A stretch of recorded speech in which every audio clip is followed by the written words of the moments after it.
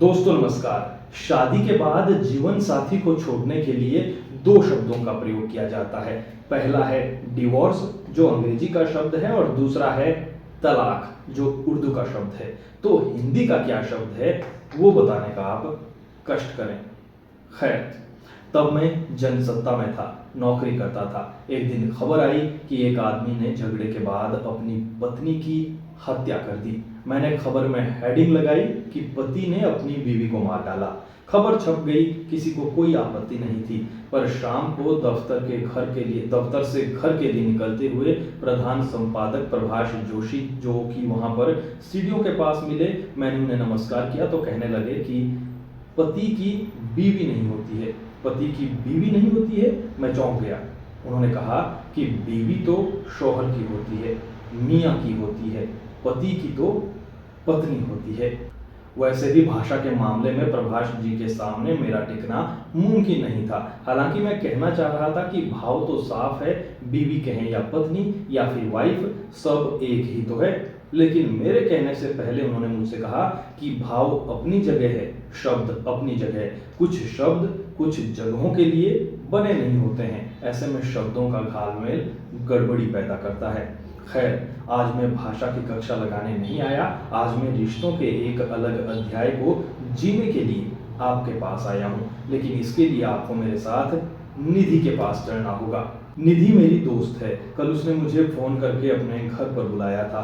Phone पर उसकी आवाज़ से मेरे मन में खटका हो चुका था कि कुछ ना कुछ गड़बड़ है। मैं शाम को उसके घर पहुंचा, उसने चाय बनाई और मुझसे बात करने लगी। पहले तो इधर उधर की बातें हुई, फिर उसने कहना शुरू कर दिया कि नितिन से उसकी नहीं बन रही है और उसने उसे तलाक देने का फैसला कर लिया है। मैंने पूछा कि नितिन कहाँ है, तो उसने कहा कि अभी कहीं गए हैं, बता कर नहीं गए। उसने कहा कि बात बात पर झगड़ा होता है और अब ये झगड़ा बहुत बढ़ गया है। ऐसे में अब एक ही रास्ता बचा है कि अलग हो जाएं, तलाक ले लें।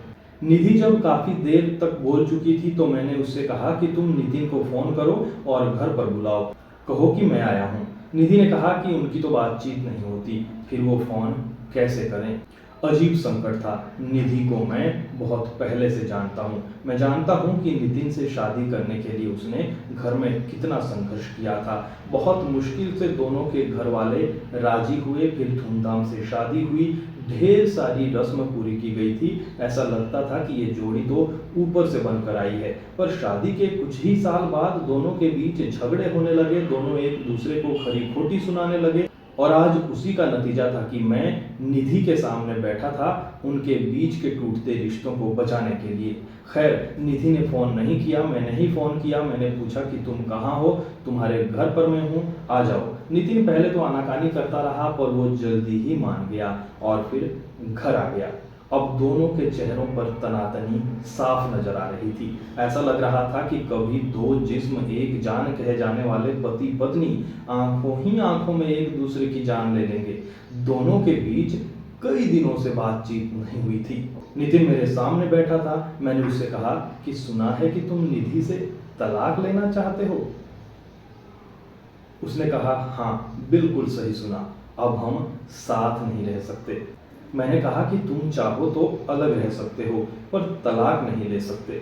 उसने कहा क्यों? मैंने कहा क्योंकि तुमने निकाह तो किया ही नहीं। अरे यार, हमने शादी की है।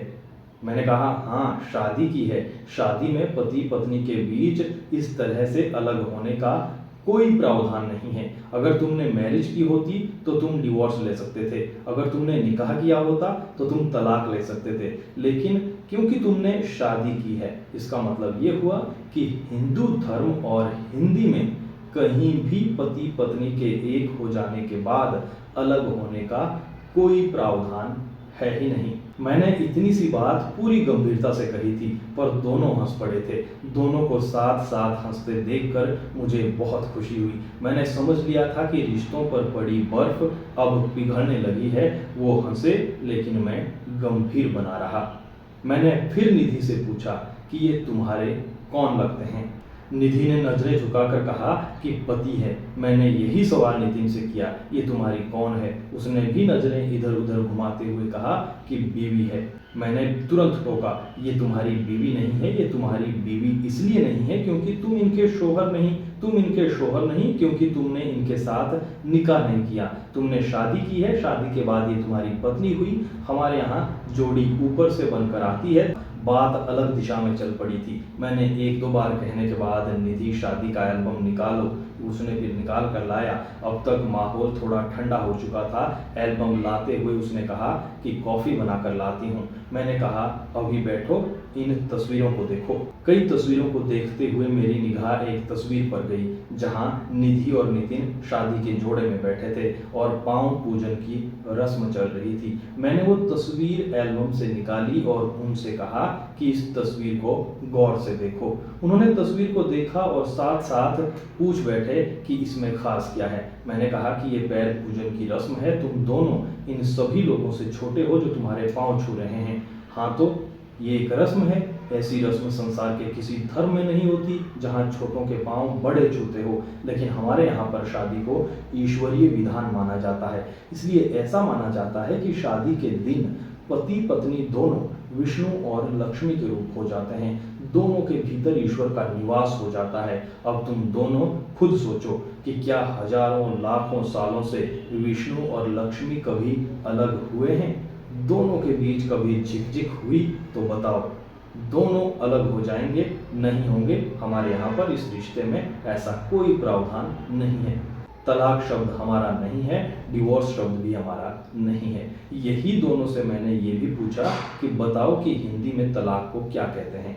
दोनों मेरी ओर देखने लगे, उनके पास कोई जवाब था ही नहीं। मैंने ही कहा था कि दरअसल हिंदी में तलाक का कोई विकल्प ही नहीं है। हमारे यहाँ तो ऐसा माना जाता है, एक बार एक हो गए, कई जन्मों के लिए एक हो गए। तो प्लीज, जो हो ही नहीं सकता उसे करने की कोशिश भी मत करो, या फिर पहले एक दूसरे से निकाह कर लो, फिर तलाक ले लेना।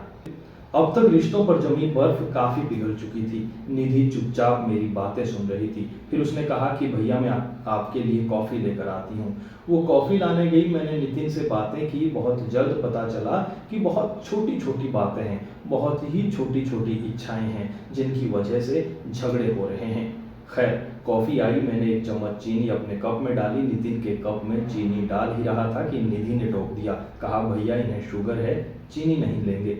लो जी, घंटा भर पहले इनसे अलग होने की बातें चल रही थी और अब एक दूसरे के स्वास्थ्य के बारे में सोच रहे हैं। मैं हंस पड़ा। मुझे हंसते देख निधि थोड़ा इधर उधर देखने लगी। कॉफ़ी पीकर मैंने कहा कि अब तुम लोग अगले हफ्ते निकाह कर लेना, फिर तलाक में मैं तुम दोनों की मदद करूंगा। शायद अब दोनों समझ चुके थे, हिंदी एक भाषा नहीं संस्कृति है। इसी तरह हिंदू भी धर्म नहीं सभ्यता है। ये कहानी मेरी नहीं है। सोशल मीडिया पर जब से पहाड़ प्राइम के साथ काम करना शुरू किया है, जिंदगी इतनी व्यस्त हो चुकी है कि अब सोशल मीडिया पर लंबे लंबे वीडियो देखना, लंबी लंबी पोस्ट पढ़ना को जो है, किसी के साथ कमेंट में उलझना, इस चीज़ का समय नहीं लगता है। लेकिन आज बहुत दिनों बाद समय निकाल कर एक पोस्ट मैंने पढ़ी।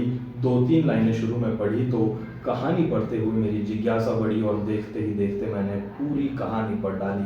लेकिन पढ़ने के बाद मैं इतना प्रभावित हुआ इस कहानी से कि मुझे लगा क्यों ना आपको भी ये कहानी पढ़कर बोलकर सुनाई जाए। सोशल मीडिया पर इस कहानी को आज तक के एडिटर संजय सिन्हा की लिखी हुई बताई जा रही है, लेकिन वाकई में जिसने भी लिखी है, क्या खूब लिखी है।